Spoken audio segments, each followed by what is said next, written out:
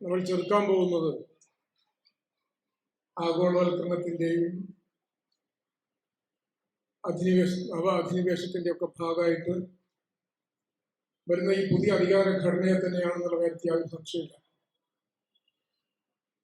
ഈ വിഷയത്തിൽ ഞാൻ മറ്റൊരു തരത്തിൽ കൂടി, അതായത് അത് വേണ്ട പോലെ ഭദ്രമായി പറഞ്ഞ സ്ഥിതിക്ക് ഭാഷയും സംസ്കാരവും എന്നുള്ളൊരു ആശയത്തെ മറ്റൊരു തരത്തിൽ കൂടി നോക്കാൻ കൂടി ഞാൻ പറയുന്നത് അതിനെ ചേർത്ത് വെക്കുകയാണ് ചെയ്യുന്നത്.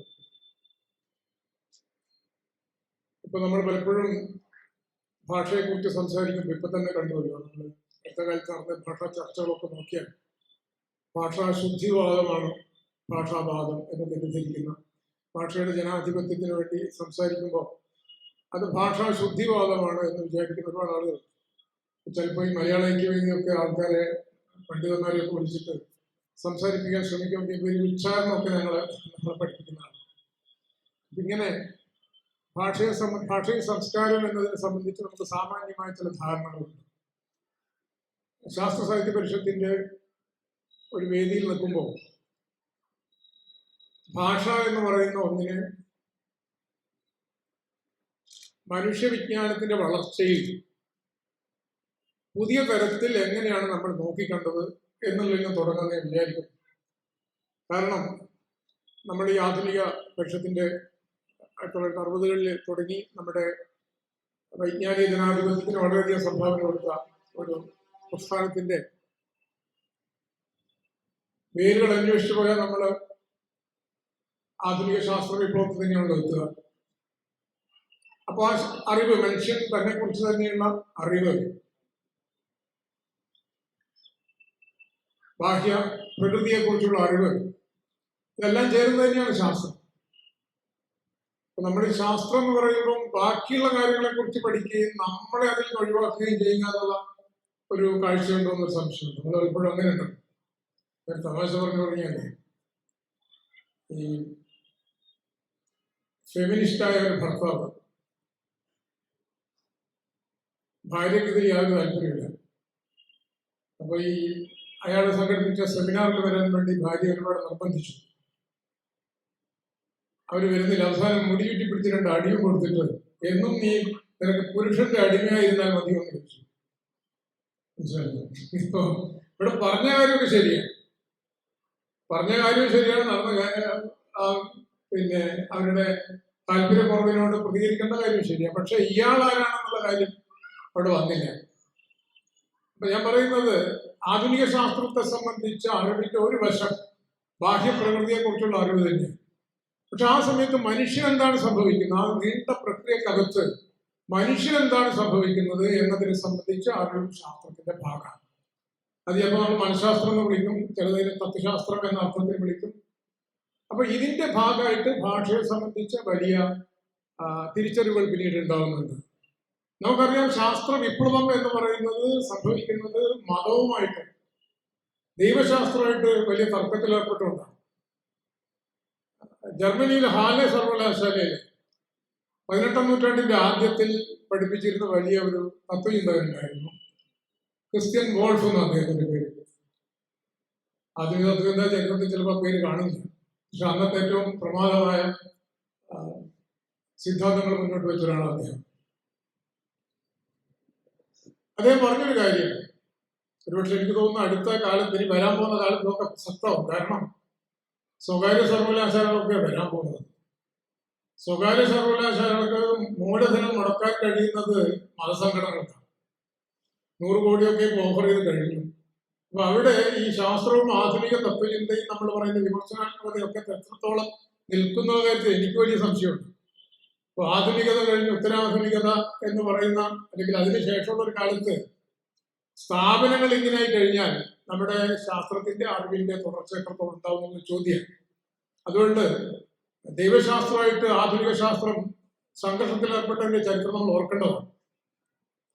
മധ്യകാലഘട്ടത്തിൽ ക്രിസ്തു വിശ്വാസത്തിൽ കൂടെ മാത്രമേ മോചനമുള്ളൂ എന്ന് കരുതിയ ഒരു കാലത്ത് അതല്ല, മനുഷ്യന് റാഷണലിസ്റ്റ് ആയ യുക്തി എന്ന് പറയുന്ന ഒരു ശേഷി ഉണ്ടെന്നും അതുപയോഗിച്ച് ദൈവവിശ്വാസം ഇല്ലാത്ത ഒരാൾക്കും സ്വയം നവീകരിക്കാൻ സാധിക്കുന്നു.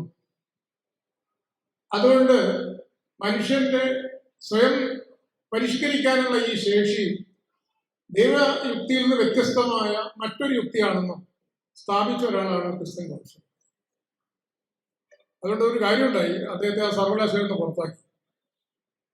മറ്റൊരു കാരണം കൂടിയുണ്ട്. എന്തുകൊണ്ട് സർവകലാശാലയിൽ നിന്ന് പുറത്താക്കി എന്ന് ചോദിച്ചാൽ, അദ്ദേഹം ഈ യുക്തി പഠിപ്പിച്ചത് ജർമ്മൻ സ്വന്തം മാതൃഭാഷയിലാണ്.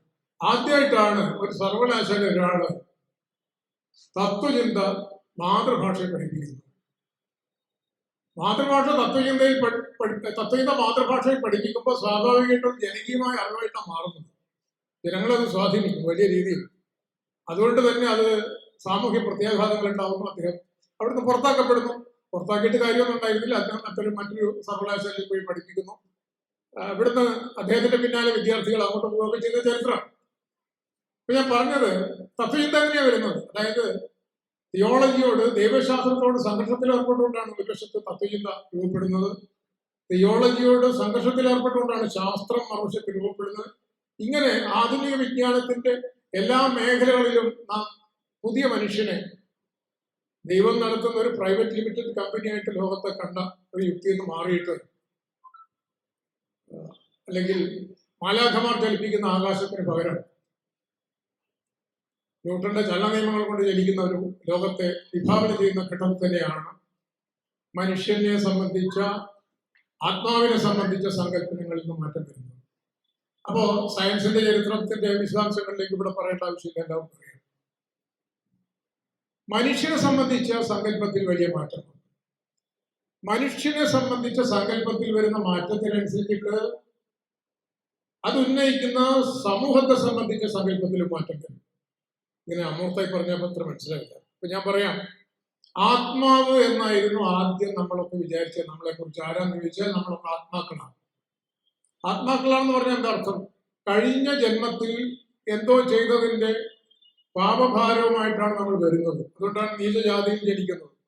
ബ്രാഹ്മണന്റെ പശുവിനെ മോഷ്ടിച്ചിട്ടോ അങ്ങനെയൊക്കെയാണ്. അതുകൊണ്ടാണല്ലോ ശ്യാംകുമാർ പറഞ്ഞ സുരേഷ് ഗോപിക്ക് അടുത്ത ജന്മത്തിൽ ബ്രാഹ്മണനാവാൻ ശ്രമിച്ചാൽ ഒറ്റയടിക്ക് സാധിക്കില്ല, അതിന് ചില പടവുകളുണ്ട് എന്ന് വിശദീകരിക്കേണ്ടി വന്നത് അതുകൊണ്ടാണ്.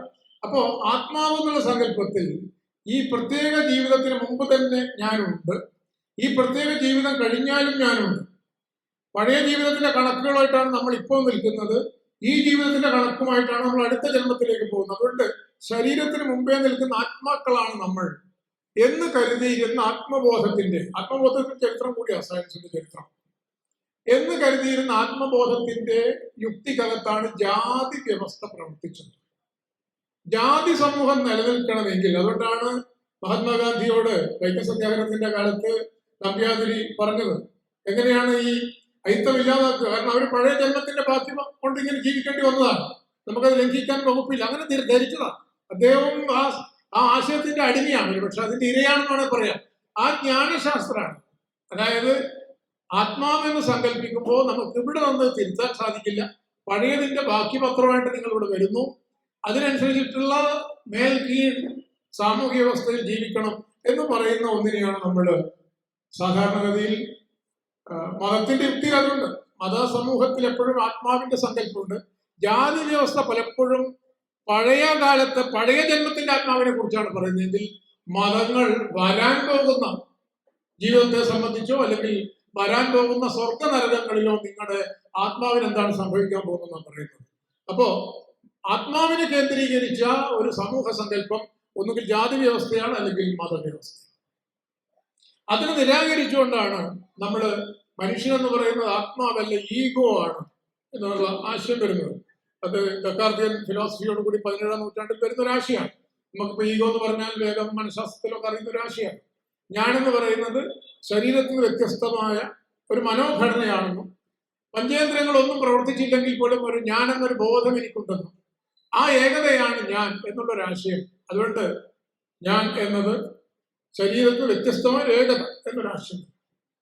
ഈ ആശയത്തിലാണ് ആധുനിക സമൂഹം, അതായത് മതത്തെ നിരാകരിച്ചുകൊണ്ട് നമ്മൾ ആധുനിക സമൂഹം പ്രവർത്തിക്കുന്നത്.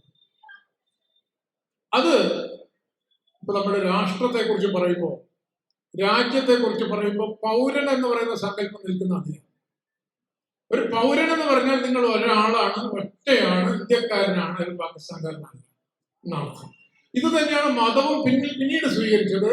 നിങ്ങൾ ഹിന്ദു ആണെങ്കിൽ നിങ്ങൾ മുസ്ലിം അല്ല, ഹിന്ദു ഒറ്റയാണ്.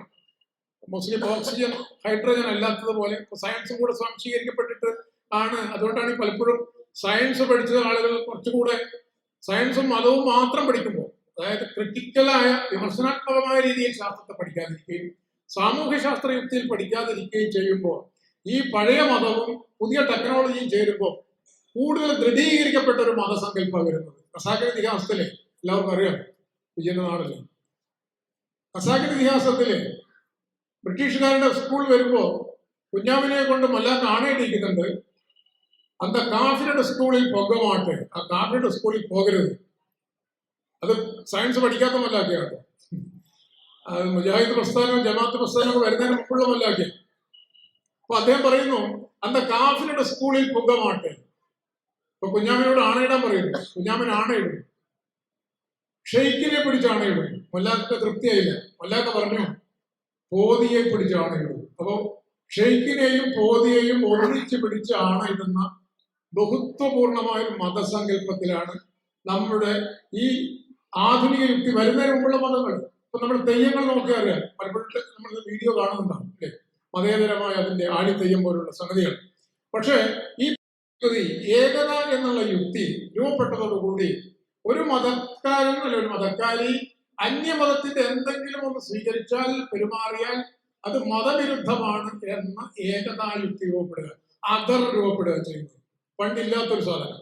അത് ഒരു തരത്തിൽ പറഞ്ഞാൽ യാന്ത്രികമായി, ഇപ്പം ഞാൻ പറയാ ഇസ്ലാമും ഹിന്ദുവും മാത്രം അല്ലെങ്കിൽ ക്രിസ്ത്യാനിറ്റിയും മാത്രം പഠിച്ച ഒരാള് ഓക്സിജനും ഹൈഡ്രജനും ആവർത്തന പട്ടികയും പഠിച്ചാൽ ആ മാതൃക തന്റെ വ്യക്തിത്വത്തിൽ എടുത്താൽ താൻ ഹീലിയമാണെങ്കിൽ താൻ ഹൈഡ്രജൻ അല്ല എന്ന ലോജിക്കാണ് പഠിക്കുന്നത്.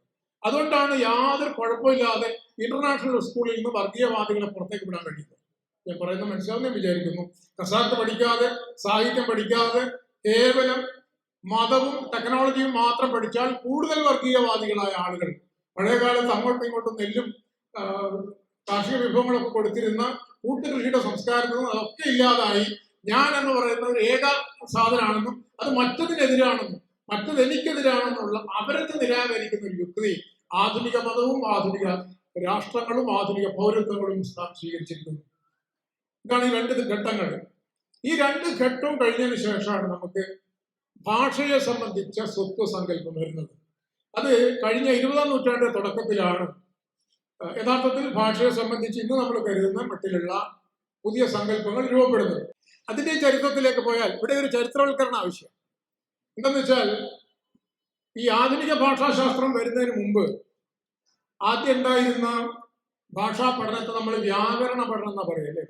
നമ്മളിപ്പോ ഒരു അറിയാതെ ഞാൻ ചിലപ്പോൾ പ്രഭാഷണമൊക്കെ നടത്തി ഇറങ്ങിപ്പോകുമ്പോൾ വല്ല മാഷ് ഇതൊക്കെ പറഞ്ഞിട്ട് 2 ഇംഗ്ലീഷ് വാക്ക് പറഞ്ഞു എന്ന് പറയും ആൾക്കാർ.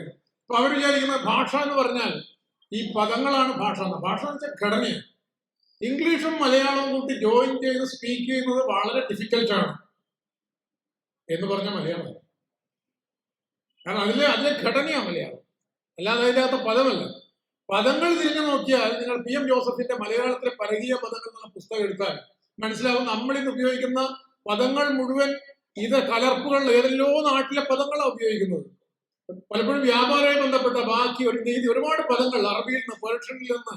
അതുകൊണ്ട് ഭാഷ എന്ന് പറയുന്നതാണ് സത്യത്തിൽ നിങ്ങൾ മലയാളം സംസാരിക്കുമ്പോൾ വിശ്വപൗരനാവുന്നുണ്ട് ഒരർത്ഥത്തിൽ. എന്താ കാരണം? മലയാളത്തിൽ വിശ്വഭാഷകൾ മുഴുവനുണ്ട്. ഏതെല്ലാം സമൂഹങ്ങൾ നമ്മളുമായിട്ട് ബന്ധപ്പെട്ടോ അതെല്ലാം മലയാളത്തിലുണ്ട്. അപ്പൊ അവിടെ ഒരു ശുദ്ധിവാദം കൊണ്ടുവന്ന് തനി മലയാളം അല്ലാത്തത് കച്ചവടക്കാൻ പോയാൽ, അതിനെ ഇല്ലാതാക്കാൻ പോയാൽ നിങ്ങൾ തനിമവാദിയാവും വർഗീയവാദിയാവും. ഇത് നടന്നിട്ടുണ്ട്, ഹിന്ദിയിൽ ഇത് നടക്കുന്നുണ്ട്. ഉറുദു പദങ്ങൾ മുഴുവൻ ഇല്ലാതാക്കി ശുദ്ധ ഹിന്ദി ഉണ്ടാക്കാൻ നോക്കുന്നുണ്ട്. മറുവശത്ത് ഈ സംസ്കൃത പദങ്ങൾ ഇല്ലാതാക്കി ശുദ്ധ ഉറുദു ഉണ്ടാക്കാൻ അപ്പുറം നടക്കുന്നത്. ഇത് അപ്പുറം നടന്നുകൊണ്ടിരിക്കുന്ന പണിയാണ്. ഈ അടുത്ത് എനിക്ക് തോന്നുന്നു സുപ്രീം കോടതി അതിലെന്തോ ഒരു അഭിപ്രായം പറഞ്ഞു. ധാരണ ഒരേ ഭാഷയായിരുന്ന ഉറുദുവിനെയും ഹിന്ദിയെയും ഇങ്ങനെയല്ല. കിഷൻചന്ദ്രൻ ആരെന്ന് ചോദിച്ചാൽ അല്ലെങ്കിൽ പ്രേംചന്ദ് ആരെന്ന് ചോദിച്ചാൽ അവർ ഉറുദു സാഹിത്യകാരന്മാരും ഹിന്ദി സാഹിത്യകാരന്മാരും ഒന്നിച്ചാണ്. പക്ഷെ ഏത് ലിപി ഉപയോഗിക്കണം എന്നുള്ള തർക്കം വന്നിട്ട് ആ തർക്കത്തെ പ്രോത്സാഹിപ്പിച്ചിട്ടാണ് ഹിന്ദി ഉറുദു എന്ന 2 ഭാഷകളാക്കുകയും അവസാനം 2 മതഭാഷകളാക്കുകയും 2 രാജ്യങ്ങളാക്കി മാറ്റുകയും ചെയ്തു. അപ്പൊ ഇതൊക്കെ സാധിക്കും. പക്ഷെ രാജ്യങ്ങൾ രണ്ടായിട്ട് എന്താ കാര്യം? രാജ്യങ്ങൾ രണ്ടായാലും വീണ്ടും ഓവിവിക്കാൻ പറഞ്ഞതുപോലെ രാജ്യം വിഭജിച്ചതറിയാതെ പശുക്കൾ അങ്ങോട്ടും ഇങ്ങോട്ടും നടക്കുന്നതാണ്. പശുക്കൾക്കറിയില്ല രാജ്യം വിഭജിച്ച കാര്യം. 1947 ആഗസ്റ്റ് 15 ഉണ്ടായ കാര്യം പശുക്കൾക്കറിയില്ല. അതുകൊണ്ട് പശുക്കൾ അങ്ങോട്ടും ഇങ്ങോട്ടും നടക്കുന്നു. പശുക്കളെ വെടിവെച്ചിടാൻ പറ്റുമെന്ന് എനിക്ക് അറിഞ്ഞൂടാ, പൗരത്വത്തിന്റെ യുക്തിക്ക് അനുസരിച്ചിട്ട്. അപ്പോ ഈ നിലയില് ഭാഷയെ സംബന്ധിച്ച് ഭാഷ എന്ന് പറയുന്നത് കലർപ്പിന്റെ ഒരു സാധനം, അതിന്റെ അകത്ത് അതുണ്ട്. പക്ഷെ ഒരു ഭാഷ നമ്മൾ പറയുമ്പോൾ അതൊരു ഘടനയായിട്ട് കണ്ടാൽ മതി ഭാഷ. ഇപ്പൊ എന്തായാലും വ്യാകരണം അതിനെ കുറിച്ചൊക്കെ പറയുന്നുണ്ട്. പക്ഷെ വ്യാകരണത്തിന്റെ കാലത്ത് ഒരു ഊന്നൽ ശുദ്ധഭാഷ അശുദ്ധ ഭാഷ. അതിന് വേറൊരു കാരണമുണ്ട്. കാരണം വ്യാകരണം ഉണ്ടായത് തിയോളജിക്കൽ ദൈവശാസ്ത്രപരമായ യുക്തിക്കകത്താണ്. അത് വളർന്നു വന്ന എല്ലാവരും നല്ല അർത്ഥത്തിലല്ല, അല്ലാത്ത ആളുകളും ഉണ്ടായിരുന്നു. കാരണം നിങ്ങൾ തെറ്റായ രീതിയിൽ ഉച്ചരിച്ചാൽ ഇന്ദ്രൻ വരുന്നതിന് പകരം വരുണൻ വരും. ഒരു കുഴപ്പമുണ്ട്, ഉച്ചാരണം തെറ്റിപ്പോയാൽ. കാരണം പണ്ട് എഴുത്തില്ലല്ലോ, എഴുത്തില്ലാത്തതുകൊണ്ട് വാമൊഴിയിൽ കൂടെ വരുന്നത് കൊണ്ട് ഉച്ചാരണ പിശകുകൾ വന്നാൽ, ആവൃത്തികൾ തെറ്റിപ്പോയാൽ യഥാർത്ഥത്തിലുള്ള ദൈവവും മനുഷ്യനും തമ്മിലുള്ള, അല്ലെങ്കിൽ മൂർത്തികളും നിങ്ങളും തമ്മിലുള്ള യഥാർത്ഥ വിനിമയം നടക്കില്ല എന്നുള്ളത് കൊണ്ട് അവിടെ ഭാഷാശുദ്ധി വളരെ പ്രധാനമാണ്. അതുകൊണ്ടാണ് ഈ വേദപാരമ്പര്യങ്ങളൊക്കെ യാതൊരു വ്യത്യാസമില്ലാതെ വരുന്നത്. കാരണം ഒന്ന് ഫ്രീക്വൻസി മാറിയാൽ വരേണ്ട ആള്, ബസ്സിൽ വരേണ്ട ആള് തീവണ്ടിക്ക് വരും. അങ്ങനെയുള്ള കുഴപ്പമില്ല, ദൈവങ്ങളാണ്. അപ്പോ ഈ നിലയിൽ ഉള്ളൊരു കാഴ്ചപ്പാട് വ്യാകരണത്തിന്റെ കാലത്തുണ്ട്. ആ വ്യാകരണത്തിന്റെ ഘട്ടം കഴിഞ്ഞതിന് ശേഷമാണ് വ്യാകരണമുള്ള കാലത്ത് വിചാരിച്ചിരുന്നത് തങ്ങളുടെ ഭാഷ കേവലമായ ശുദ്ധഭാഷയാണെന്നും മറ്റൊരു ഭാഷ എന്ന് പറയുന്നത് അതേപോലെ തന്നെ മറ്റൊരു ഭാഷയാണ്, ഇവ തമ്മിൽ ബന്ധമില്ല എന്നാണ് കരുതിയിരുന്നത്. ഇന്ത്യക്കാർ വിചാരിച്ചിരുന്നത് തീർച്ചയായിട്ടും ഇതെല്ലാം സംസ്കൃതം വേണ്ടായിരുന്നു, അങ്ങനെ വിചാരിച്ചിരുന്ന ഒരു കാലം. അത് കഴിഞ്ഞിട്ടാണ് ഇവിടെ കൊളോണിയൽ ശക്തികളൊക്കെ വന്നു. പരസ്പരം അവര് നോക്കുമ്പോൾ അവിടെയുള്ള വാക്കുകളും ഇവിടെയുള്ള വാക്കുകളും തമ്മിൽ പലതും തമ്മിൽ സാമ്യം.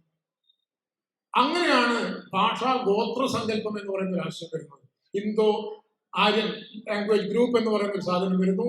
ദ്രാവിഡ, അങ്ങനെയാണ് ദ്രാവിഡ പ്രൂഫ് എന്നൊക്കെ ഉള്ള ആശയം വരുന്നത്. നമ്മൾ ആദ്യം ആലോചിക്കേണ്ട കാര്യം, നമ്മൾ ഈ ഭാഷാ ബഹുത്വത്തെ കുറിച്ച് ആലോചിക്കുമ്പോൾ, അല്ലെങ്കിൽ ബഹുസംസ്കാരവാദം എന്ന് പറയുമ്പോൾ ആലോചിക്കുമ്പോൾ നമ്മൾ അറിയേണ്ട ഒരു കാര്യം, ഇന്ത്യയെ ആദ്യമായിട്ട് ബഹുത്വ സംസ്കാരമായിട്ട് കരുതിയ മനസ്സിലാക്കിയത് ഭാഷാ പഠിതാക്കളാണ്. പണ്ട് വിചാരിച്ചിരുന്നത് 18ാം നൂറ്റാണ്ട് വരെ വിചാരിച്ചിരുന്നത് മലയാളം സംസ്കൃതത്തിൽ നിന്ന് ജനിച്ചതാണ്, എല്ലാവരും നിന്നാണല്ലോ വരുന്നത് എന്നാ ധരിച്ചിരുന്നത്. പക്ഷെ FW എല്ലിസ് എന്ന് പറയുന്ന ഒരു ഭാഷാ പണ്ഡിതൻ നോക്കിയപ്പോ അദ്ദേഹം മലയാളത്തിലെ പദങ്ങളും തമിഴിലെ പദങ്ങളും തെലുങ്കിലെ പദങ്ങളും കന്നഡത്തിലെ പദങ്ങളും നോക്കി, അതിന്റെ ഘടന നോക്കി, സംസ്കൃതത്തിന്റെ പദങ്ങളും നോക്കി, അതിന്റെ ഘടനയും നോക്കി.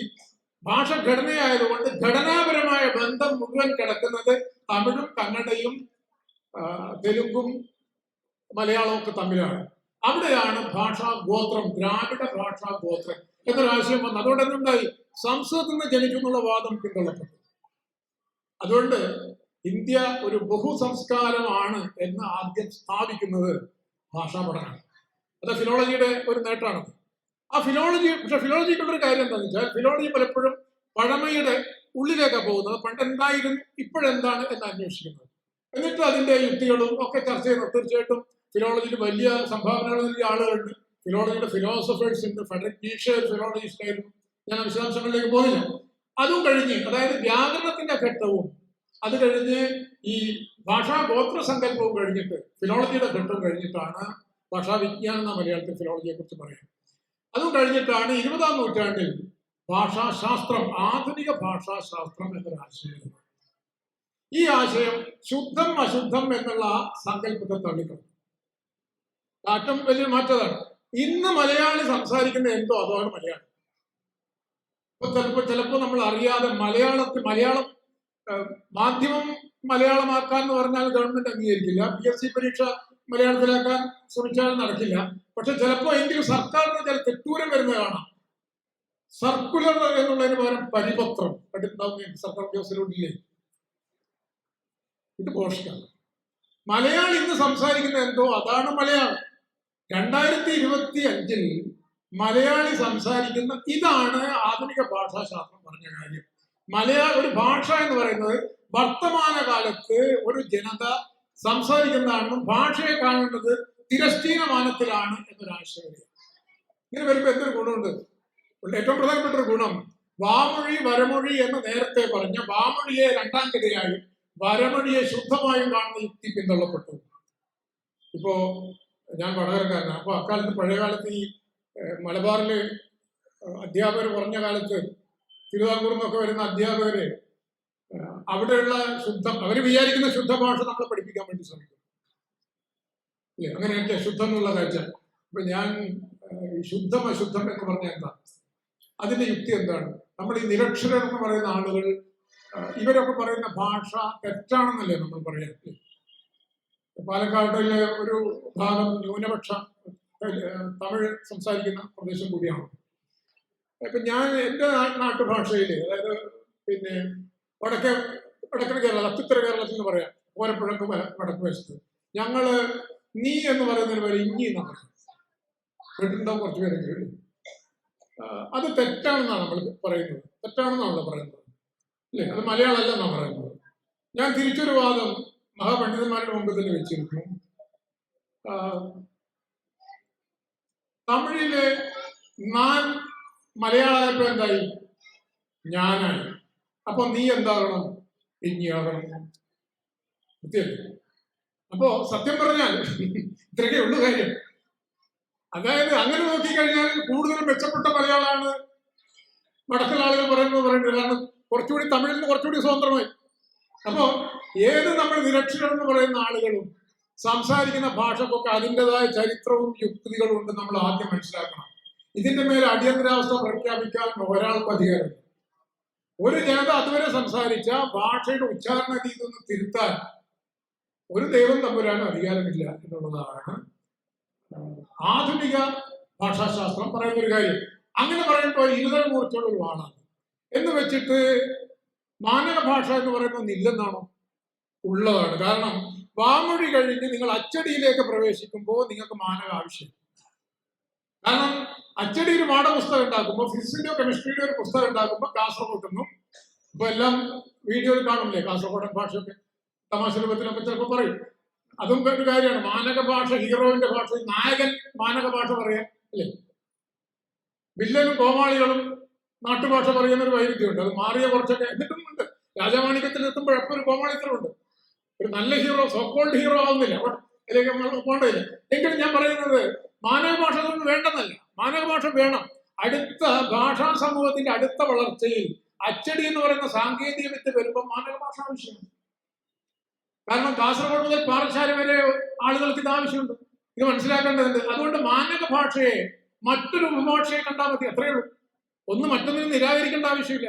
അപ്പൊ പാഠപുസ്തകം എനിക്ക് എന്റെ കടത്തനാടൻ ഭാഷയിൽ കീഞ്ഞു വായുന്ന ഭാഷയിൽ എഴുതാൻ പറ്റില്ല, ഇറങ്ങി ഓടി ഇങ്ങനെയുള്ള ആവശ്യം വരും. അത് ഏത് ഉപയോഗിക്കുന്നുള്ളത് വീണ്ടും അവിടെ തർക്കമുണ്ടെങ്കിൽ കൂടി ഒരു പൊതുഭാഷ ആവശ്യം. അതുകൊണ്ട് വിജ്ഞാന സമൂഹമായിട്ട് നമ്മൾ മാറുമ്പോൾ, അല്ലെങ്കിൽ ആധുനിക വിജ്ഞാനങ്ങൾ വരുമ്പോൾ, ആധുനിക ഭരണകൂട സങ്കല്പങ്ങൾ വരുമ്പോൾ, കോടതി വരുമ്പോൾ, ഇതായിട്ടും നമുക്കൊരു മാനക ഭാഷ ആവശ്യം. പക്ഷെ അപ്പോഴും ഒന്ന് മെച്ചം മറ്റൊന്ന് മോശം എന്ന് കരുതേണ്ടതില്ല. ഇതാണ് നമ്മൾ എടുക്കേണ്ട നിലപാട്. അതിലൊന്ന് മോശം മറ്റൊന്ന് മെച്ചം എന്നുള്ള ഒരു വിധി പ്രസ്താവം ആവശ്യമില്ല. ഇത് ഒന്നിന്റെ ആവശ്യം മറ്റൊന്ന്, മറ്റൊന്നിന്റെ ആവശ്യം മറ്റൊന്ന്. മാത്രമല്ല സാഹിത്യത്തിന്റെ ഭാഷ, അല്ലെങ്കിൽ കലയുടെ ഭാഷ, സിനിമയുടെ ഭാഷ, ചിലപ്പോൾ നമ്മുടെ വീഡിയോകളുടെ ഭാഷ, അതൊക്കെ അതിന്റെ റൂട്ട് പലപ്പോഴും വാമൊഴിയിലാണ് അല്ലേ? ഇപ്പൊ കസാക്ക് വാമൊഴി ഇല്ലാതൊക്കെ കസാക്കുണ്ടോ? വാമൊഴി ഇല്ലാതൊക്കെ കസാക്കില്ല. കസാക്കിന്റെ ജീവൻ മുഴുവൻ കിടക്കുന്ന വാമൊഴിയില്ല. സ്മാരകശിലകളിൽ കിടക്കുന്ന അങ്ങനെയാണ്. അലാഖയുടെ പെൺമക്കൾ കിടക്കുന്ന അങ്ങനെയാണ്. സാഹിത്യത്തിനത് ആവശ്യം. കാരണം കുറച്ചുകൂടി അനുഭൂതി ശേഷി നാട്ടുഭാഷയിലുണ്ട്. ഇപ്പൊ നമുക്കറിയാലോ, നാട്ടുഭാഷയിൽ തെറിവിളിച്ചാൽ, സ്വന്തം നാട്ടിലെത്തി നാട്ടുഭാഷയിൽ തെറിവിളിച്ചാൽ നമുക്ക് സൗഹൃദമായിട്ട്.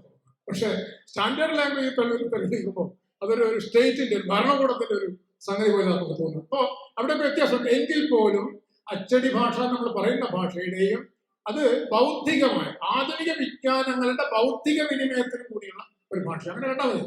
ആ ബൗദ്ധിക വിനിമയത്തിനും മാതൃഭാഷയിലാണ്, ഘടനയാണ് ഭാഷ എന്നുള്ളത് കൊണ്ട് അവിടെ ശ്രദ്ധിക്കേണ്ടത്. ഭാഷ ഘടനയായതുകൊണ്ട് ആ ഘടനാപരമായ അനുഭൂതി ശേഷി മാനക ഭാഷക്കുണ്ട്. ഞാൻ പറയാൻ കാരണം, ചില ആളുകൾ ഇത് രണ്ടും തമ്മിൽ ഏറ്റുമുട്ടുന്ന യുക്തിയിൽ വെക്കുന്ന അർത്ഥമില്ല. ഏറ്റുമുട്ടൽ യുക്തിയിൽ വെക്കാൻ സാധ്യമല്ല. എന്തെന്നാൽ ഘടനാപരമായ ആനുഭൂതിക ശേഷി മാനക ഭാഷക്കുണ്ട്. അതേസമയം അതിന്റെ വാമൊഴി എന്നുള്ള നിലയിലുള്ള അതിന്റെ സ്വയം പര്യാപ്തതയും തനിമയും അവിടെ ഉണ്ടതാണ്. അത് മാറിക്കൊണ്ടിരിക്കും. ഇതൊന്നും നിശ്ചല രാശിയിൽ നിൽക്കുന്നതല്ല. ഇതെല്ലാം തമ്മിൽ പരസ്പരം വിനിമയം ചെയ്തുകൊണ്ടാണ് പോകുന്നത്. ഇങ്ങനെ നമ്മൾ ഭാഷയെ കാണാൻ കഴിയുന്ന മട്ടിലുള്ള ഒരു മാറ്റം ഭാഷാശാസ്ത്രം ഉണ്ടാക്കിയെടുത്തു. അതുകൊണ്ട് ഭാഷാശാസ്ത്രമാണ് ഒരുപക്ഷെ ഭാഷാ പഠനത്തിലെ ഫ്യൂഡലിസത്തെ, ജന്മിത്വത്തെ, നാടുവാഴ്ത്തത്തെ ഇല്ലാതെ, ഈ കോയ്മാവാദങ്ങളില്ലാതെ, അത് ഫെർഡിനൻഡ് ഡി സൊഷൂറിന്റെ പേരിലൊക്കെ പറയാം. ഇതൊക്കെ MA ക്ലാസ്സിലൊക്കെ കുട്ടികൾ പഠിക്കുന്നില്ല, പക്ഷേ ഈ മട്ടിൽ പഠിപ്പിക്കില്ല. കുറെ ഈ സാധാരണഗതിയിൽ പിന്നെ dy/dx എന്ന് പറഞ്ഞ കാൽക്കുലസ് തുടങ്ങുന്ന പോലെ കുറെ കാര്യങ്ങൾ പറഞ്ഞു പോകുന്നേ ഉള്ളൂ. ഇതിങ്ങനെ പറയില്ല. അപ്പൊ ഇതാണ് എന്റെ കാര്യം. മാത്രമല്ല പ്രധാനപ്പെട്ട ഒരു കാര്യം, ഭാഷയിൽ അവർ കണ്ടെത്തിയെല്ലാവർക്കും അറിയുന്ന ഒരു കാര്യമാണ്, ഇതിൽ കൂടി പറഞ്ഞൊരു കാര്യം, വാക്കും അർത്ഥവും തമ്മിൽ നമ്മൾ സങ്കല്പിക്കുന്ന ബന്ധമല്ലാതെ സ്വയം ഒരു ബന്ധമില്ല. ചെറിയ കാര്യമാണ്, പക്ഷെ അതിനുള്ളിൽ വേറെ ഒരുപാട് അപകടങ്ങൾ കിടക്കുന്നുണ്ട്. ഇപ്പൊ നമ്മള് പറയാറുണ്ട് തമാശയിൽ ചിലപ്പോൾ കാര്യത്തിലും, ഇപ്പോ CAT എന്ന് എഴുതുന്നു, കാറ്റ് എന്ന് വായിക്കുന്നു, പൂച്ച എന്നർത്ഥം. എന്തൊരു ബുദ്ധിമുട്ടാണ് ഇംഗ്ലീഷിൽ. നമ്മൾ എന്ത് ചെയ്യുന്നു, പൂച്ച എന്ന് എഴുതുന്നു, പൂച്ച എന്ന് വായിക്കുന്നു, ആ സാധനം ജീവി പൂച്ച തന്നെയാണ്. നമ്മളെ സംബന്ധിച്ചിടത്തോളം ജീവി പൂച്ചയാണ്. പക്ഷെ ഈ പൂച്ച എന്നുള്ള വാക്കുകൊണ്ട് ഉത്തരേന്ത്യയിൽ പോയാൽ അത് ജീവിയല്ല, അത് വേറൊരു സാധനമായി മാറും, അല്ലേ? അത് ക്രിയയായിട്ട് മാറും. പൂച്ച ചോദിച്ചു എന്നാണ്. അപ്പോ വാക്കും അർത്ഥവും തമ്മിലുള്ള ബന്ധം ആ ഭാഷക സമൂഹവുമായിട്ടുള്ള ഒരു കരാർ മാത്രമാണ്. ഈ സമൂഹത്തിന് പുറത്ത് ഈ പദങ്ങൾക്ക് യാതൊരു അർത്ഥവുമില്ല.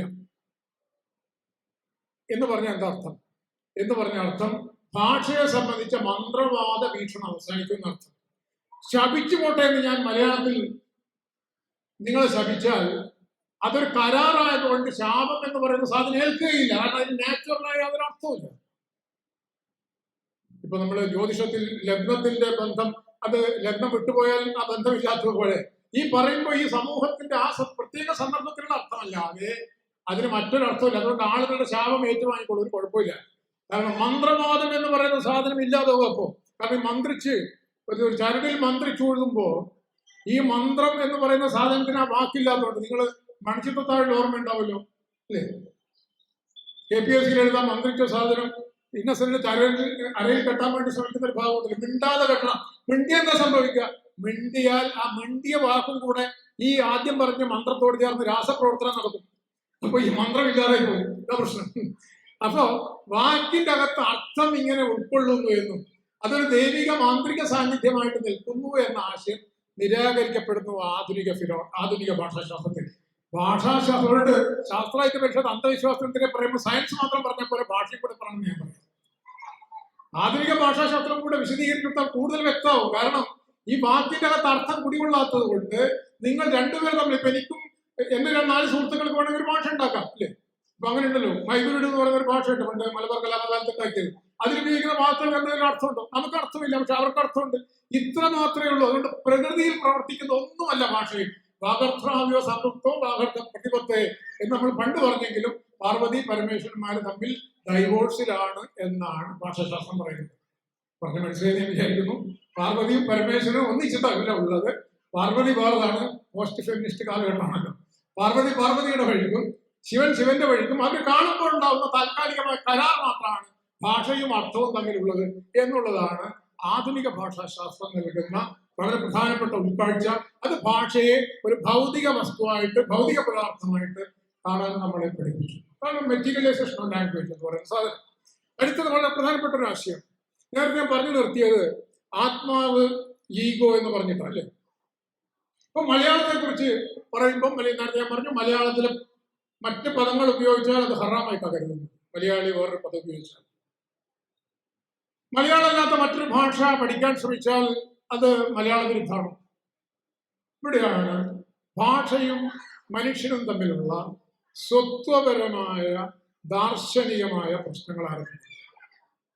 നേരത്തെ നമ്മൾ കണ്ട രണ്ടിലും ഒരാൾക്ക് ഒരാത്മാവ്, ഒരാൾക്ക് ഒരു ഈഗോ എന്നാണെങ്കിൽ ആധുനിക ഭാഷാശാസ്ത്രത്തിലെത്തുമ്പോൾ നിങ്ങൾക്ക് എത്രയും ഭാഷയാകാം. ഇപ്പൊ നമ്മൾ മലയാളം പറയുന്നതുകൊണ്ട് ഇംഗ്ലീഷിനെതിരല്ല, ഹിന്ദിക്കെതിരല്ല.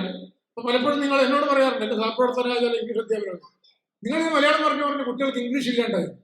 അപ്പൊ ഒന്ന് മറ്റൊന്നിനെതിരാണെന്ന് നമ്മൾ പറയുമ്പോൾ നമ്മളെ ചിന്തിക്കുന്ന ചിന്താ മാതൃക, അതിന് ഫിലോസഫി ചിന്തയുടെ രൂപകം എന്നാ പറയാം. നമ്മളൊന്ന് ചിന്തിക്കുമ്പോൾ അതിന് അടിസ്ഥാനമായ ചില രൂപകങ്ങളുണ്ട്. മലയാളം ആവശ്യമാണെന്ന് പറയുമ്പോൾ ഇംഗ്ലീഷ് വേണ്ടെന്ന് നമ്മൾ വിചാരിക്കുന്നു.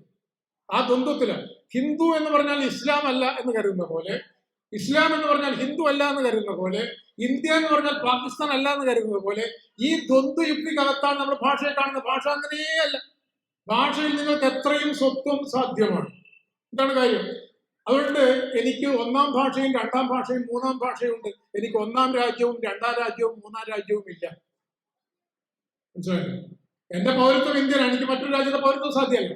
ഞാനൊരു മതവിശ്വാസിയാണെങ്കിൽ, ഞാൻ ഹിന്ദു ആണെങ്കിൽ ഞാൻ ക്രിസ്ത്യാനിയോ മുസ്ലിമോ അല്ല. പണ്ടായിരുന്നു, മല്ലാക്കയുടെ കാലത്തായിരുന്നു, ഇപ്പൊ അല്ല. രാഷ്ട്രം ഈ പുതിയ സർവേ വന്നപ്പോ, ഞാൻ ആ കാര്യം കൂടെ പറയാം.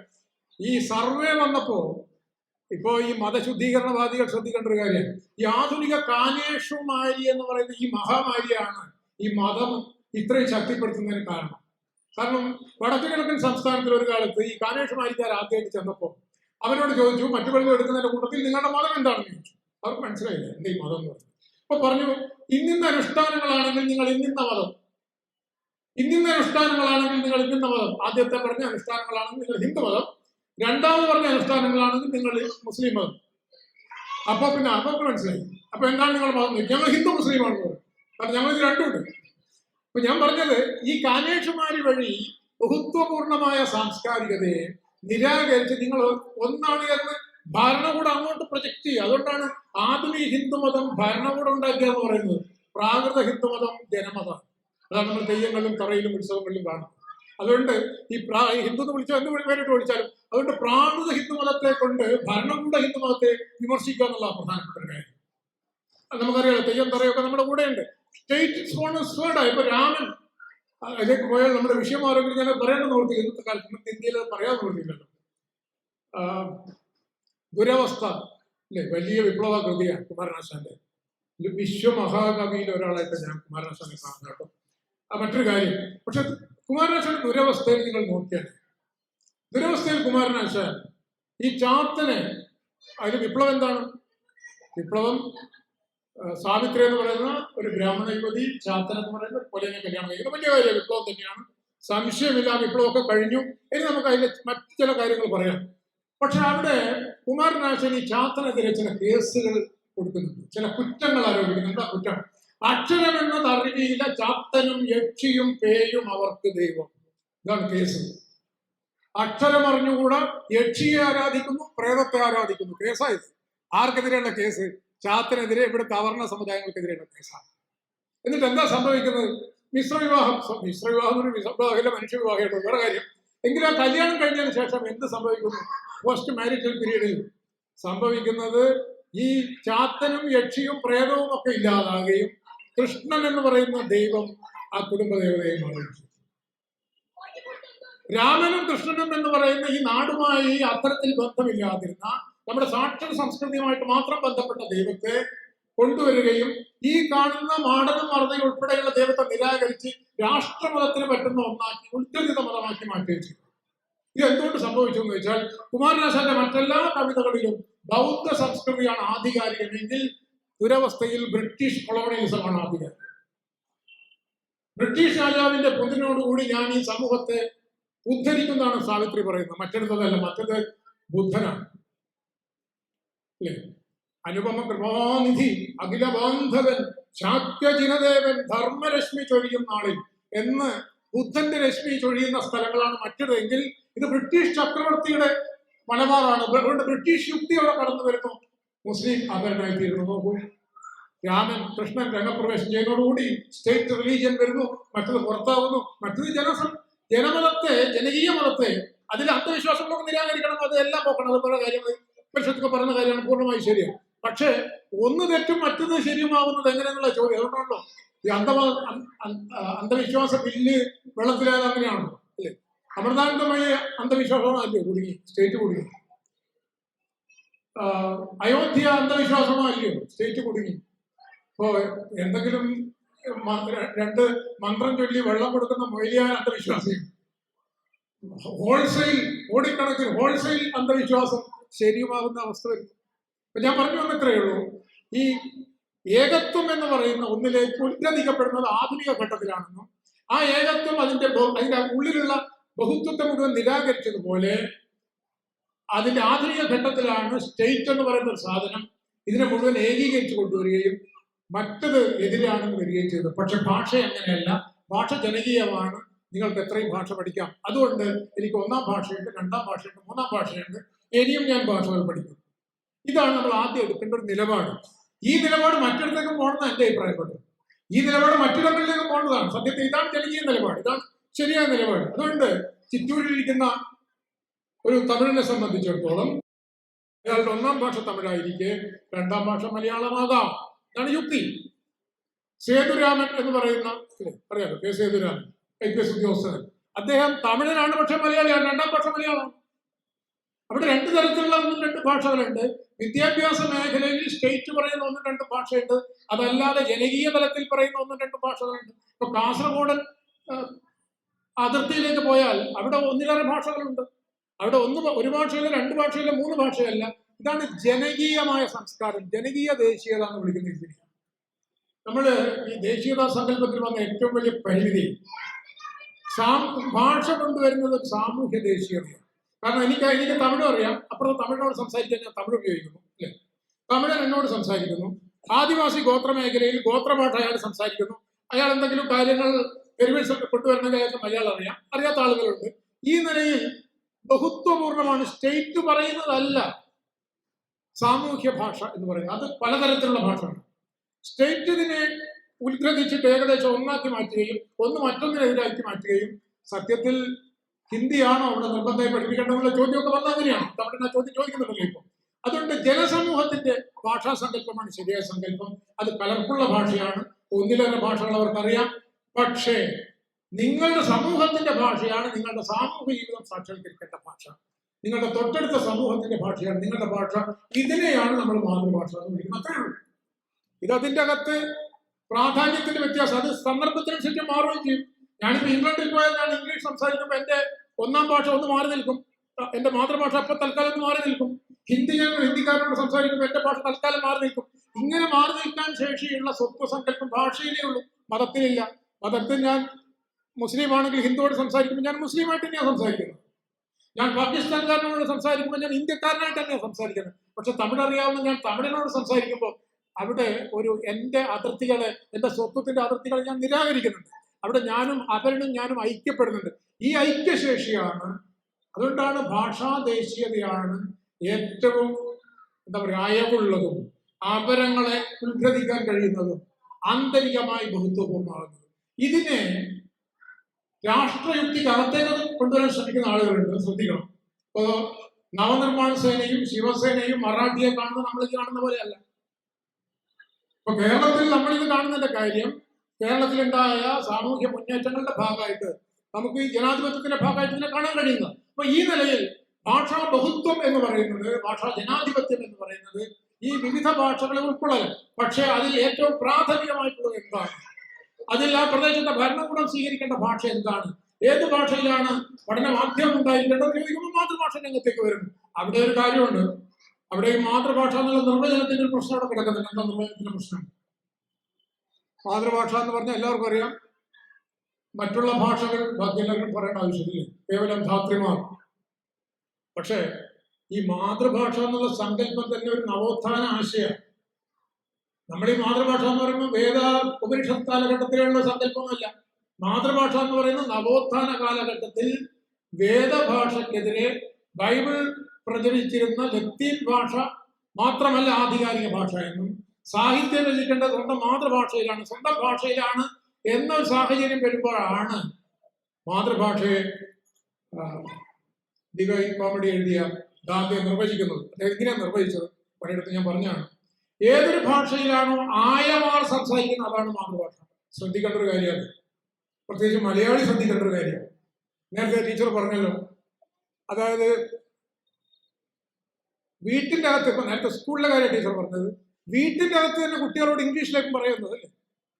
കാരണം അത്രയും പോയി ആഭിജാത്യം പോകാതിരിക്കാൻ വേണ്ടി.